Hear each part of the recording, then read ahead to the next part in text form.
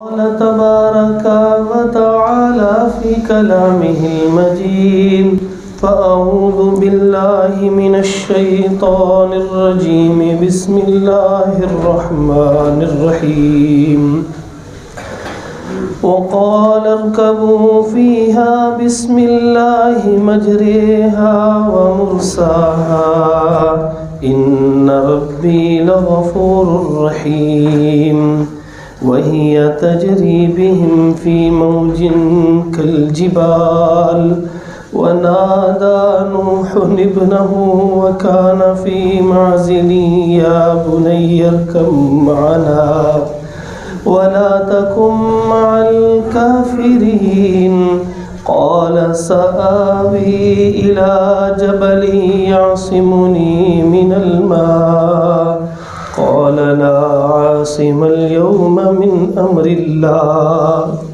قال لا عاصم اليوم من أمر الله إلا من رحم وحال بينهما الموج فكان من المغرقين وقيل يا أرض ابلعي ماءك ويا سماء أقلعي وغيض الماء وقضي الأمر واستوت على الجودي وقيل بعدا للقوم الظالمين ونادى نوح ربه فقال رب إن ابني من أهلي وإن وعدك الحق وأنت أحكم الحاكمين قال يا نوح إنه ليس من أهلك إنه عمل غير صالح فلا تسألني ما ليس لك به علم إني أعظك أن تكون من الجاهلين. حضرات محترم، اللہ رب العزت میں ایک ایسے پیغمبر کا واقعہ ذکر کیا ہے کہ جن کی مدت تبلیغ تمام انبیاء سے زیادہ رہی ہے. 250 سال تبلیغ کرتے رہے، چند بندے مسلمان ہوئے، گھر کے اندر سگی اولاد میں سے بیٹا مسلمان نہیں ہو، باپ کی بات نہیں مانی. اللہ تعالیٰ نے حکم دیا کہ آپ نے یہ جو ان کے لیے بد دعا کی ہے کہ آپ نے ان کو دن رات پکارا اور یہ ہر دفعہ اللہ سے دور ہوتے رہے، مذاق اڑاتے رہے، اب آپ اس طرح کیجئے کہ ہماری آنکھوں کے سامنے ایک کشتی بنائے. انہوں نے کشتی بنانی شروع کر دی. اس علاقے کے اندر قحط سالی تھی، بارشیں ہوتی کوئی نہیں تھی، اس وقت کے اندر ہو نہیں رہی تھی. تو جب کشتی بنانے تھے دیکھا تو لوگوں نے کہا کہ کشتی کہاں چلے گی، اور تمسخر اور مذاق اڑانا شروع کر دیا. بیٹا بھی ان میں ہی شامل ہو گیا. تو جس وقت کشتی بن گئی اور اللہ تبارک و تعالیٰ کا حکم آ گیا اور آسمان نے پانی چھوڑنا شروع کر دیا، بارش شدید ہو گئی شروع، اور زمین کا گڑھا گڑھا ابلنے لگا. جہاں جہاں گڑھا تھا وہاں سے پانی باہر رسنے لگ پڑا، اور اس کثرت سے زمین سے پانی اوپر آ رہا تھا، اوپر کا پانی نیچے، کہ پانی ہی پانی ہونے لگ پڑا.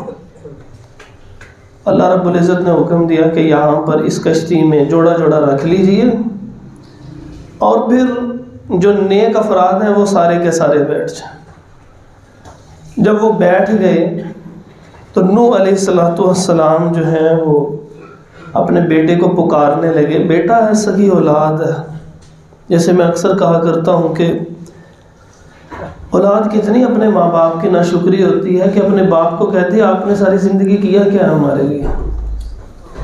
وہ نافرمان اولاد کو جو ساری زندگی باپ کا تمسخر اڑاتا رہا، بدتمیزی کرتا رہا، یہ باپ تھے کہنے لگے اے میرے بیٹے تو دور نہ جا، میرے ساتھ ہی بیٹھ جا اس کے اندر.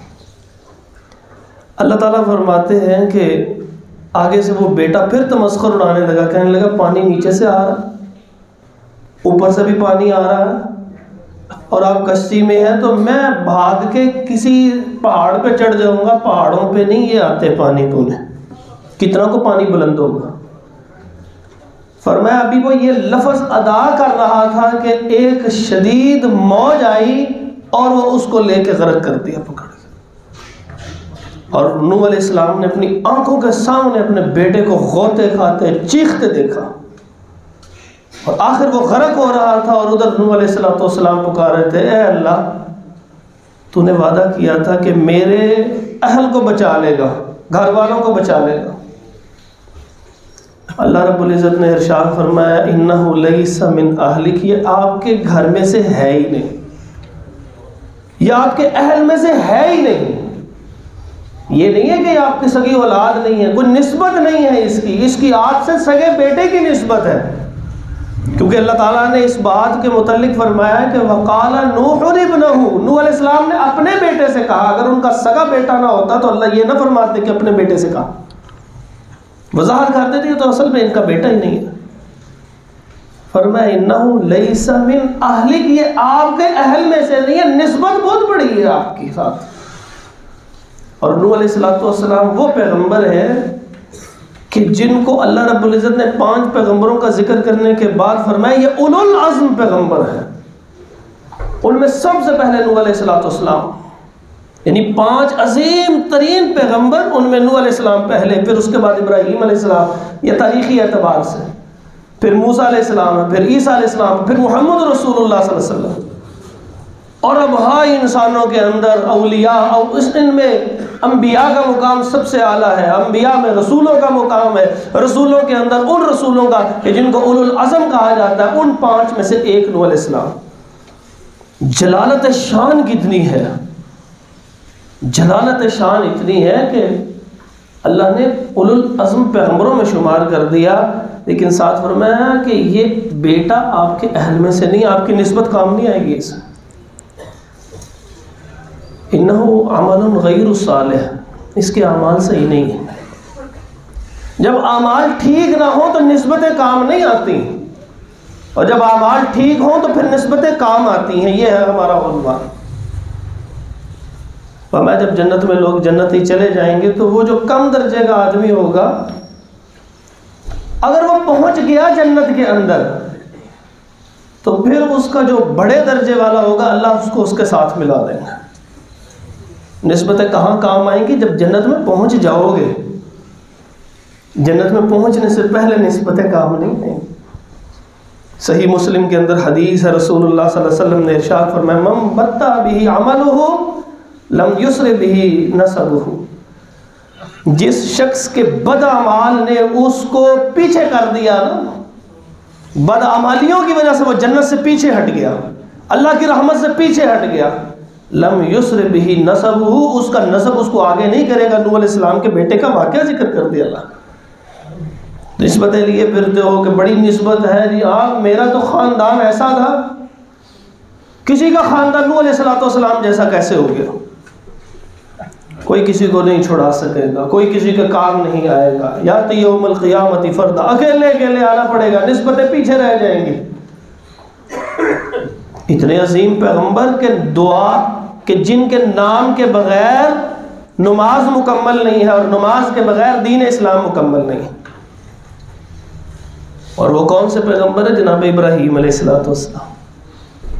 جب تک ہم یہ نہ کہہ دیں اللہم صلی علی محمد وعلی آل محمد کما صلیت علی ابراہیم، جب تک ابراہیم علیہ السلام کا نام نہیں آئے گا نماز مکمل نہیں ہوگی۔ اتنے عظیم پیغمبر، انہوں نے کہا تھا ربنا وابعث فیہم رسولا، یا اللہ ایک رسول ان میں بھی بھیجنا، ان مکے والوں میں بھی بھیجنا، یہ جہاں میں اپنے بیٹے کو چھوڑ کے جا رہا ہوں ادھر بھی بھیجنا۔ اور اللہ تعالیٰ نے وہ دعا قبول فرمائی۔ اللہ تعالیٰ نے اتنے احسانات کیے، کبھی کسی احسان کے اوپر میں نے تم پہ احسان کیا، اللہ تعالیٰ نہیں فرماتے۔ وہ عظیم ہے، اللہ الصمد کا کیا ترجمہ؟ بے نیاز ہے، دینے کے بعد کبھی نہیں کہا میں نے تجھے دیا ہے، یہی ہے اللہ الصمد۔ لیکن جب اپنے نبی کو بھیجا کہا لقد من اللہ علی المؤمنین اذ بعث فیہم رسولا، یہ اللہ کا احسان ہے تم لوگوں کے اوپر۔ آنکھیں دینے پہ احسان نہیں بتایا، کان دینے پہ احسان نہیں بتایا، اولادیں دینے پہ احسان نہیں ہے، مال دینے پہ احسانات نہیں بتائے، ہے بڑے احسانات، لیکن کہا یہ احسان یہ ہے کہ تمہیں نبی دیا ہے محمد رسول اللہ صلی اللہ علیہ وسلم۔ اور یہ ابراہیم علیہ السلام کی دعا تھے، کہنے لگے وہ من ذریتی، میری اولاد میں سے بھی تو پھر اللہ تعالیٰ تو بنانا۔ قال اللہ ینال عہد الظالمین، فرمایا میں ظالموں کو تو نہیں بناؤں گا، لیکن آئندہ تیری اولاد میں سے ہی بناؤں گا نبی۔ پوری دنیا کے لیے نبوت ابراہیم علیہ السلام کی نسل میں سے جاری ہو گئے، لیکن سگا باپ ہے آزر، سگا باپ ہے آزر۔ کتنی بڑی نسبت ہے، ابراہیم علیہ السلام جن کے نام کے بغیر نماز مکمل نہیں ہے، کیونکہ درود کے بغیر نماز نہیں ہوتے، صلی اللہ علیہ وآلہ وسلم، ان کا سگا باپ ہے۔ اتنی بڑی نسبت کے ساتھ اللہ کے ساتھ شرک کیا، فرمایا کہ یہ اس کے کام نہیں آئے گا کہ یہ نسبت میری، وہ یہ نہیں کل قیامت کے دن کہہ سکتا یا اللہ تیرا بڑا ہی قریبی بندہ، وہ تو میرا بیٹا ہے، بیٹا تو چھوٹا ہوتا ہے۔ کہا نہیں، کامیابی نہیں ہوگی۔ ابراہیم علیہ السلام نے بڑا سمجھایا اپنے والد صاحب کو، نہ کریں نہ کریں، یہ جو بولتے ہیں یہ کیا ہے، یہ سنتے ہیں؟ کہنے لگے نہیں سنتے۔ کہا یہ کچھ کر سکتے ہیں؟ نہیں کر سکتے۔ یہ فائدہ دے سکتے ہیں؟ نہیں۔ نقصان دے سکتے ہیں؟ نہیں۔ تو کرتے کیوں عبادت؟ باپ کو سمجھاتے رہے، مختلف مثالیں دے دے کے سمجھاتے رہے کہ شاید کوئی ایک مثال ہی دماغ میں آ جائے، ایک مثال ہی دماغ میں آ جائے۔ نہیں آئی، اڑا رہا، نافرمانی کرتا رہا، اکیلے واحد رہ گئے۔ اور ایک بندے کے ساتھ اللہ رب العزت فرمایا کہ ابراہیم علیہ السلام اکیلے ہی ایک امت تھا، چار پوری امت کا خطاب دے دیا اکیلے ہی۔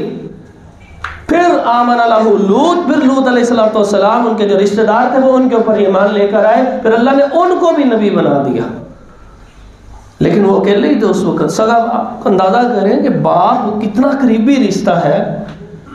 ابراہیم علیہ السلام کو معلوم ہے کہ جو اللہ کے ساتھ شرک کرے گا، انہ من یشرک باللہ فقد حرم اللہ علیہ الجنہ ومأواہ النار، جس نے شرک کرنا ہے اس کو جہنم میں گرا دیا جانا، جنت حرام ہو جانی۔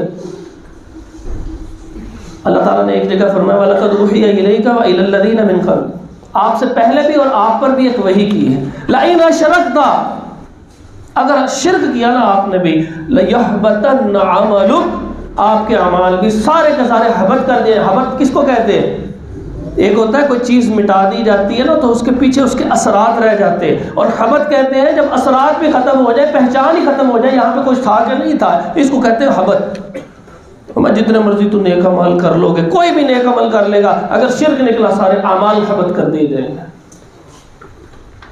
اور اللہ فرماتے ہیں محمد صلی اللہ علیہ وسلم آپ کی طرف وحی کی، آپ سے پہلوں کی طرف وحی کی، اور پہلوں میں ابراہیم علیہ السلام ہیں، ان پر بھی یہ وحی آئی ہوگی، اور انہوں نے بھی تو اپنے باپ کے پورا سوچا ہوگا کہ یہ ان کا نتیجہ ہوگا، یہ جہنم کی آگ میں جلیں گے کیونکہ اللہ کے ساتھ شرک کر رہے ہیں۔ کیونکہ ابراہیم علیہ السلام کو بتایا ہی ہوگا اللہ تعالیٰ نے کہ نوح علیہ السلام کی نسبت بھی ان کے بیٹے کے کام نہیں آئی، تو ان کو معلوم کہ میری نسبت بھی کام نہیں آئے گی میرے باپ کی۔ پھر بھی آخر میں کہنے لگے کہ اے والد صاحب، آپ جو بھی کر رہے ہیں میں آپ کی مغفرت کی دعا ضرور بہرحال کروں گا۔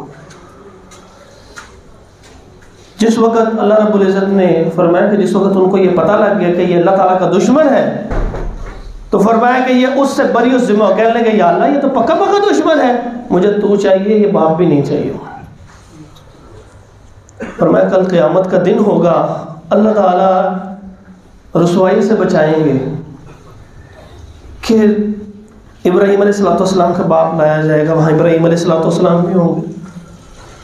اب سبوں کے سامنے ابراہیم علیہ السلام کے والد آئے ہو تو ابراہیم علیہ السلام وہاں پہ ہے، تو انسان جو ہے وہ پریشان ہو جاتا ہے، یہ تو میرا باپ، لوگ کیا ہوگا، کیا کیفیت ہوگی۔ تو اللہ رب العزت ارشاد فرمائیں گے وہ نیچے دیکھو، جب وہ نیچے دیکھیں گے تو ایک بچھو کی شکل نظر آئے گی،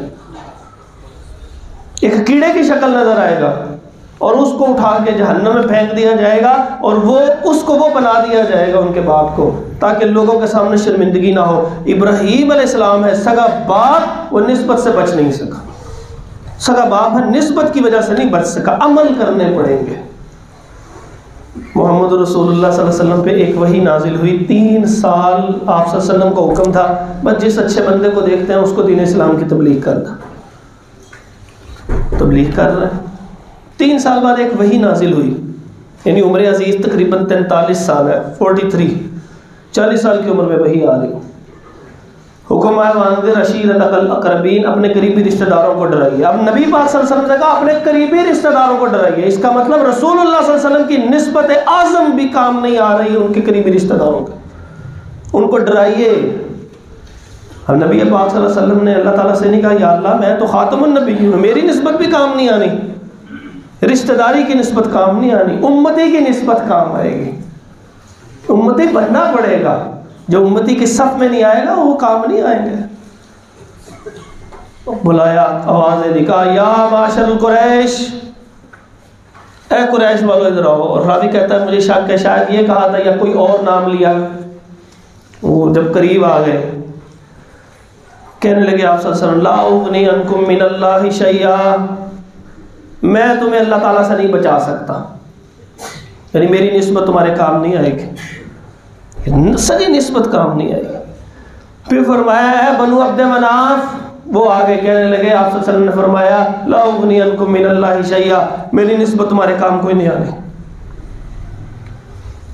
پھر اس کے بعد آپ صلی اللہ علیہ وسلم نے فرمایا عباس بن عبد المطلب، اپنے چچا کو آواز دی، کہا میری نسبت تمہارے کام نہیں آئے گی. کہا صفیہ تھا ام رسول اللہ صلی اللہ علیہ وسلم، اے رسول اللہ صلی اللہ علیہ وسلم کی پھپھی صفیہ رضی اللہ عنہ، اپنی پھپھی کا نام لے کے لا اغنی عنک من اللہ شیئا، میری نسبت آپ کے کام بھی کوئی نہیں آنے. چھوٹی سی تھی فاطمہ رضی اللہ عنہ، ان کو بھی آواز دی یا فاطمہ اللہ اکبر لا اغنی عنک من اللہ شیئا، اے فاطمہ مال لینا ہے جو طلب کرنا ہے وہ طلب کر لو. الفاظ ہے حدیث کے، فرمایا میری نسبت تیرے بھی کام نہیں آئے گی. اے عملی اے عملی اے عملی، تجھے بھی عمل کرنا پڑے گا، عمل کرنا پڑے گا، عمل کرنا پڑے گا. یہ نسبتیں کام نہیں آئیں گی، امتی بننا پڑے گا. رسول اللہ صلی اللہ علیہ وسلم کا سگا چچا باپ بجانب ہوتا، اس کا نام تھا عبد العزیٰ، اور اس کو اتنا خوبصورت اور سفید رنگ، اب سفید رنگ میں جب انسان بھاگتا دوڑتا ہے تو وہ لال و لال ہو جاتا ہے، تو بڑا لال و لال سا رنگ تھا سفید عبد العزیٰ. اسی وجہ سے ان کو ابو لہب کہا جاتا تھا. تو جیسے وہ انسان کھیلتا ہے بھاگتا دوڑتا ہے تو سرخ و سفید ہو جاتا ہے نا، وہ کیفیت تھی. وہ کہنے لگے کہ لہٰذا جماعت آنا، اس لیے اکٹھا کیا ہمیں، یہ کام بتانے کے لیے اکٹھا کیا ہے کہ ہم معبودوں کو چھوڑ دیں اور آپ کے ایک اللہ کی عبادت شروع کر دیں. کیسے سنے گا ایک اللہ؟ ہمیں تو نہیں آپ کو یہ بات سمجھ میں آتی. تب پارا کہا یا محمد نعوذ باللہ من ذالک، کہنے لگے آپ کے ہاتھ ٹوٹ جائیں استغفر اللہ رب. سگا چچا کہہ رہا. اللہ رب العزت نے قیامت تک قرآن نازل کر دیا تبت یدا ابی لہب و تب، ابو لہب تیرے ہاتھ ٹوٹے اور تو برباد ہو، تیرا مال تیرے کسی کام نہیں آیا، تیری بیوی بھی لگائی بجھائی کرنے والی ہے، یہ جہنم کی آگ کے اندر چلیں گے. سگا چچا کام کوئی نہیں آ رہا، نسبت کام نہیں آتی. جس وقت یہ فوت ہوا نا ابو لہب، تو فوت ہونے کا بھی عجیب منظر ہے. اب نسبت کو تصور کرنا، فوت ہوتے وقت بھی نسبت تھی، نسبت تو وہی تھی، چچا کا چچا ہی رہے. تو یہاں پر ایک پھوڑا نکل آیا پیچھے، اور آہستہ آہستہ اس میں پیپ پڑنی شروع ہو گئی، اور اس میں اتنی سمیل، اور وہ اسی سمیل اور پیپ کی وجہ سے لوگ اس کے قریب بھی نہیں آتے تھے. دوائی کا کسی نے دینی تھی، علاج کا کرتے کرتے ایسا زہر پھیلا پورے جسم کے اندر اور بدبو سے بھر گیا پورا جگہ، اور وہیں پہ پڑا مر گیا. پوچھا کسی نے نہیں، چچا ہے سگا، پوچھا کسی نے، نسبت کام نہیں آ رہی. دنیا میں بھی دکھا دیا نسبتیں کام نہیں آتی. یہاں پہ ذرا کسی کو پکڑا جائے وہ فون کروا دیتا، کہتا جی آپ نے مجھے پکڑا ہے، وہ میرا چچا، میرا انکل، میرا دوست، میرا فلاں، وہ تو پولیس میں ہوتا ہے، وہ تو فورن آفس میں ہوتا ہے، وہ تو وزیر ہے، وزیر کا مشیر ہے، مشیر کا پی این ہے.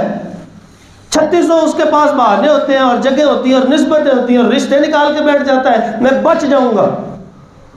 اللہ تعالیٰ فرماتے ہیں وَاتَّقُوا يَوْمًا لَا تَجْزِي نَفْسٌ عَن نَفْسٍ، اس دن سے ڈرو کہ جس دن تمہاری نسبتیں کام نہیں آئیں گی. فلا انصاب بینہم، اس دن جب تم آؤ گے تمہاری رشتہ داریاں ختم ہو چکی ہو، کوئی رشتہ داری نہیں ہوگی، کوئی رشتہ داری نہیں ہے، حق رشتہ داریاں ختم۔ جب وہ فوت ہو گیا بدبو اتنی شدید آ رہی تھی، 4-5 دن گزر گئے، کوئی قریب نہیں جا رہا، اتنی سمیل جیسے کوئی جانور مرا ہوتا ہے، کوئی قریب نہیں جا رہا۔ اور لوگوں نے کہا ان کے بچوں سے، وہ تمہارا باپ تھا، تم اس کو کم از کم مٹی دلے تو دفنا دو۔ انہوں نے بڑی بڑی سٹک سوٹیاں پکڑی، شتیر پکڑے اور اٹھا کے اس کو دھکا دے کے وہ چارپائی کے نیچے گرا کے، تو وہ جو گڑا کھودا اس کے لیے ایسے دھکا دے دے کے آگے کر کے اس کو گڑے میں ڈالا، دور سے مٹی پھینک کے کہا کہ نکل گیا۔ یہ وہ باپ تھا جس نے اپنے بچوں کے لیے بڑا کچھ کیا تھا، اور اللہ کے نبی صلی اللہ علیہ وآلہ وسلم کا سگا چچا تھا، نسبت کام نہیں آئی جب تک کلمہ نہیں پڑھا۔ ہم تو خوش قسمت ہیں، یا اللہ تیرا شکر ہے، تو نے سب سے بڑی نعمت ہمیں دے دی، ہمیں اسلام عطا فرما دے۔ یہ ہے اسلام جو کام آنے والا، رشتہ داروں کی نسبتیں نہیں کام آنے والے۔ کتنے ہی ایسے لوگ ہیں جن کے پاس کوئی نسبت ہی نہیں تھی، کوئی ایک نسبت نہیں تھی۔ جیسے نسبتوں کے متعلق میں نے آپ کو بتایا کہ کئیوں کے پاس بڑی بڑی نسبت ہے لیکن عمل کوئی نہیں ہے، توحید کوئی نہیں ہے، شرک سے لدڑے ہوئے ہیں۔ لوط علیہ السلام کی بیوی ہے، فرمایا کانت من الغابرین، وہ ان کا انکار کرنے والی تھی، وہ ٹھیک نہیں تھی، اللہ رب العزت کے حقوق ادا کرنا نہیں جانتی تھی، توحید کے اوپر نہیں تھی۔ فرمایا جس وقت ان کی قوم پہ عذاب آیا، یہ دنیا میں سب سے سخت عذاب آیا ہوا۔ کیسا سخت عذاب آیا؟ اللہ رب العزت ارشاد فرماتے ہیں امطرنا علیہم حجارۃ، اللہ تعالیٰ نے آسمان سے پتھر برسائے ہیں اس قوم کے اوپر، بارش نہیں ہوئی، اور پتھر برسائے مسومتن، لکھا ہوتا ہر پتھر کے اوپر کہ اس کس بندے کے سر پہ جا لگنا ہے اس، کیونکہ یہ مردوں کے ساتھ جو ہے وہ برائی اور بدکاری کیا کرتے تھے۔ ہماری قوم میں کتنی عام ہوتی چلی جا رہی ہے، ایسے پتھر آتا اس کے سر پہ لگتا اور پھٹ کے وہ جا گرتا نیچے، اور یہ بس نہیں کی اللہ رب العزت۔ جب یہ ہو چکا فرمایا اتنے گندے لوگ کون دفنائے گا انہیں؟ جعل عالیہا سافلہا، ایسے اٹھایا اور پورے کے پوری زمین کو الٹا کے ایسے کر دیا، سارے نیچے چلے گئے، دفن ہو گئے۔ انہی کے اندر لوط علیہ السلام کی بیوی بھی نکل گئی، نسبت کام نہیں آئی۔ یہ نسبتیں کام نہیں آنے والی ہوتی، میرا وہ لگتا ہے، میرا یہ ہے، قیامت کے دن نہیں آئے گا۔ اپنی بیٹی کو کیا کہہ رہی ہے ملی، آپ کو عمل کرنا پڑے گا، اور اگر ہم عمل نہ کریں گے تو یہ نہیں چلے گا۔ دادا ابو فجر کی نماز پڑھا کرتے تھے، اور دادا ابو جو تھے اور نانا ابو جو تھے، جو اماں جان تھی وہ مصلی پہ بیٹھی رہتی تھی اور وہ بڑی تسبیحات کرتی تھی، جب فوت ہو جاتا ہے تو ہم ان کا ذکر خیر کرتے ہیں۔ بہت اچھی بات ہے، ذکر خیر کرنا چاہیے۔ حسنوا موتاکم، مردوں کی جو موت جو فوت ہو چکے ہوئے ہیں ان کی نیکیاں گننی چاہیے، ضرور گنیے، لیکن کیا یہ نسبتیں ہمارے کام آئیں گی؟ ہمیں ہمارا عمل کام کرے گا۔ من بطأ بہ عملہ لم یسرع بہ نسبہ، جس کے عمل نے اس کو جنت سے دور کر دیا، اس کی نسبت اس کو آگے نہیں کر سکے گی، خاندان آگے نہیں کر سکے گا۔ بھائی ادھر آ جا، تو بھی ساتھ چلا جا۔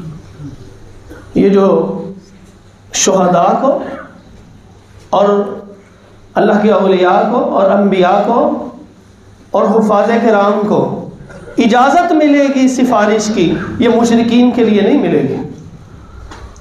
اگر ملتی ہوتی تو نوح علیہ السلام اپنے بیٹے کے لیے سفارش کر رہے ہوتے، ابراہیم علیہ السلام اپنے باپ کے لیے سفارش کرتے، لوط علیہ السلام اس بیوی کے لیے کرتے جس کے ساتھ ساری زندگی نبھا کیا تھا، نبی صلی اللہ علیہ وسلم بھی شاید ابو لہب کے لیے کر دیتے۔ نہیں، نسبتیں نہیں کام، عمل عمل عمل عمل کی ضرورت ہے۔ کتنی نمازیں ہم نے کتنی پڑھی ہیں، علم بھی کام نہیں آنے والا، علم تو بہت ہے، چھوٹے سے بچے سے پوچھے کتنی نمازیں، کہتا 5 نمازیں، وہ علم تو کام نہیں آئے گا۔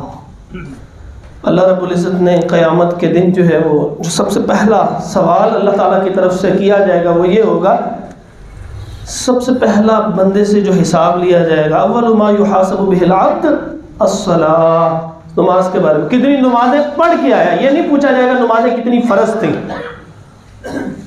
رمضان کے روزے کتنے رکھ کر آیا ہے، مال دیا تھا کتنی زکوٰۃ دے کر آیا ہے، پیسہ دیا تھا، حج کیا ہے یا نہیں کیا؟ عمل بتا. تجھے صحت دی تھی، دین کا کتنا کام کیا ہے؟ عمل پوچھا جائے. پتہ ہر بندے کو ہے یہ حلال ہے، یہ حرام ہے، یہ فراڈ ہے، نہیں کرنا چاہیے، یہ جھوٹ ہے، نہیں بولنا چاہیے. لیکن اگر وہ اس کو پتہ بھی ہو یہ نہیں کرنا چاہیے، شراب پی کے کہہ رہا ہے یہ حرام ہوتی ہے، تو کیا وہ بچ جائے گا؟ نہیں بچے گا. عمل نہیں ہے اس کا صحیح.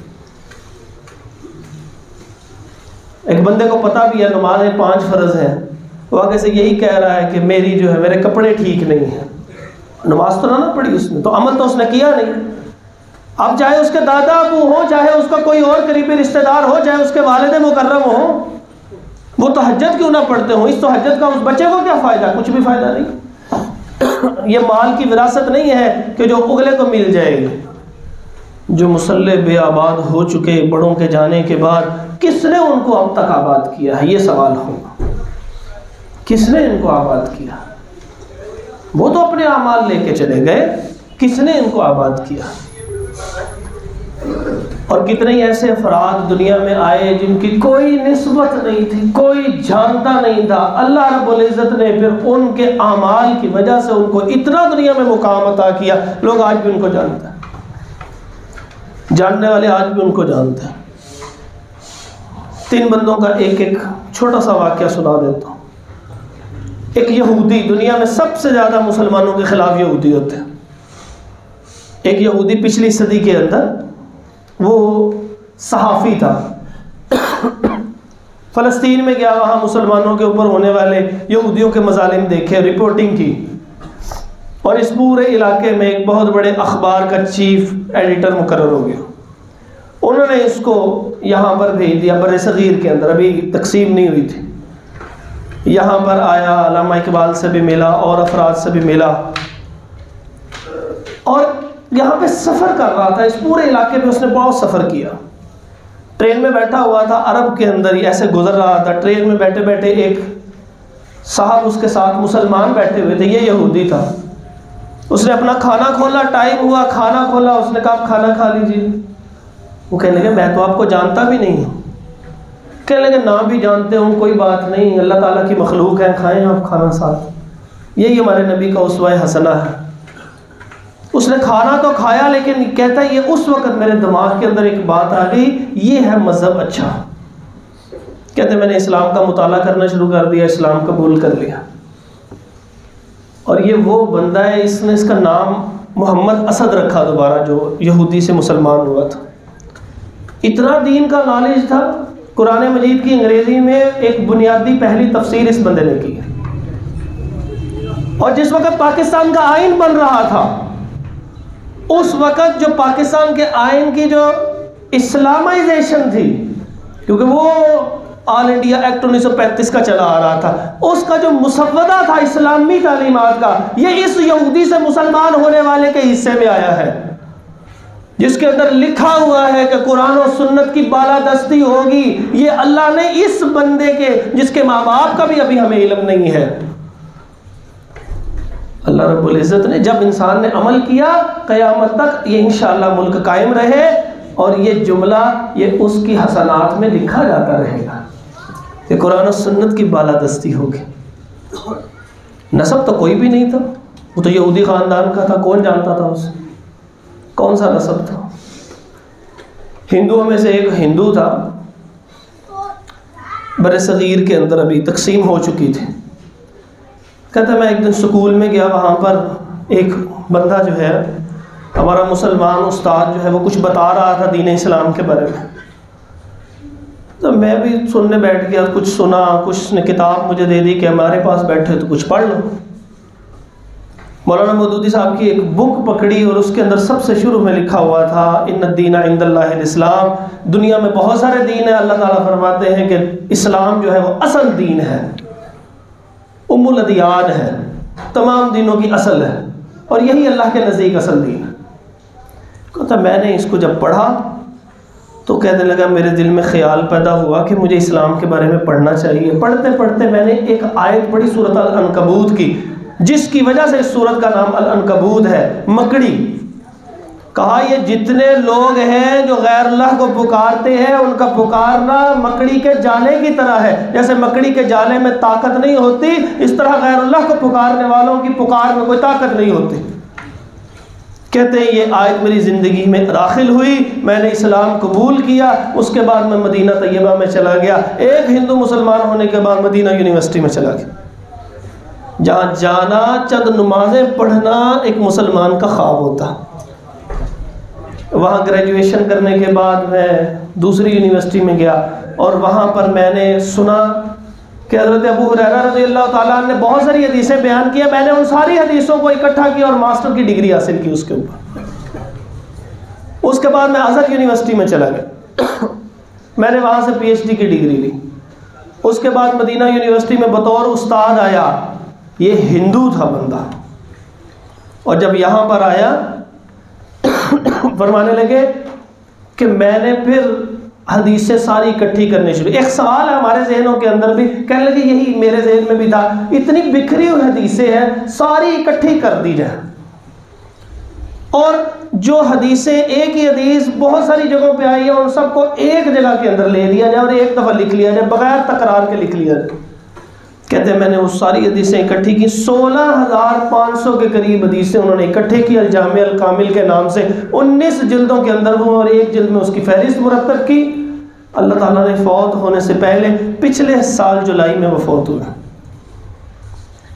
اور وہ ایک ہندو تھا اور مدینہ طیبہ میں حدیث کے شعبے کا صدر تھا۔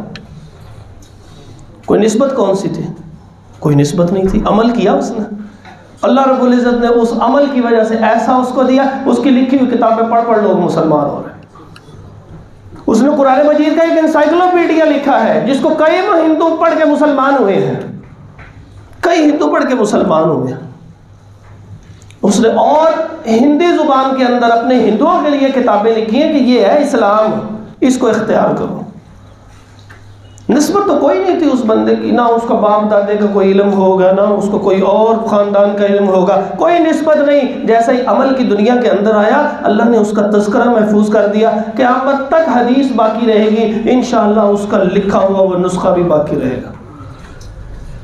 امام بخاری رحمۃ اللہ تعالیٰ علیہ، کون بندہ جو ان کو نہیں جانتا؟ ان کے پردادا ایک آگ پرست انسان تھا، کیا نسبت ہوئی؟ لیکن وہ مسلمان، اس کے بعد اگلی نسل مسلمان ہوتے ہوتے امام بخاری محمد بن اسماعیل بن ابراہیم بن مغیرہ بن شعبہ بن بردزبہ، یہ تھے وہ نان مسلم، اور پھر یہ مسلمان ہوتے رہے، ساری زندگی عمل کیا امام بخاری نے، قیامت تک امام بخاری کا نام پکارا جاتا رہے۔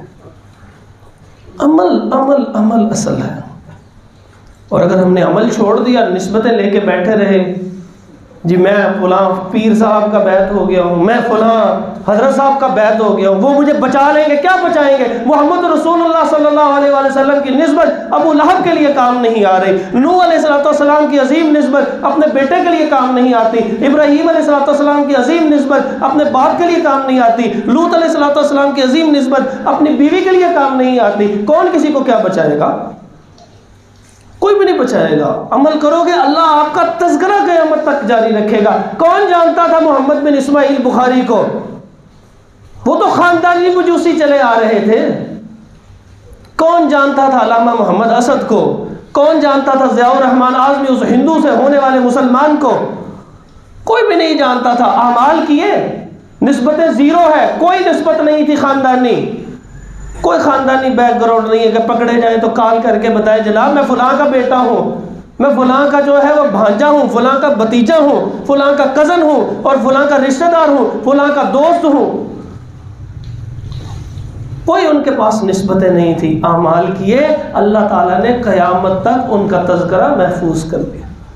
صحابہ کرام رضی اللہ تعالیٰ عنہ، بلال رضی اللہ عنہ کے پاس کون سی نسبت تھی؟ سلمان فارسی رضی اللہ عنہ کے پاس کون سی نسبت ہے؟ خاندانی نسبت کی بات کر رہا ہوں، ورنہ جو اسلام کے بعد رسول اللہ صلی اللہ علیہ وسلم کی نسبت انہیں نصیب ہوئی ہے، ہم تو جوتے کی خاک برابر بھی نہیں ان کے۔ یہ عمل ہے، عمل۔ تو اس عمل کے اندر ہمیں کوشش کرنی ہے، نسبتیں نہیں تلاش کرنی۔ دنیا میں نسبتوں سے بچ جاتے ہیں، آخرت میں نسبتوں سے نہیں بچیں گے۔ اللہ رب العزت عمل کرنے کی توفیق عطا فرمائے، نسبتیں جو خاندانی ان پہ بھروسے کی توفیق نہ عطا فرمائے، اپنی ذات کے اوپر بھروسے کی توفیق عطا فرمائے۔ اقول قولی ھذا استغفر اللہ لی و لکم ولجمیع المسلمین۔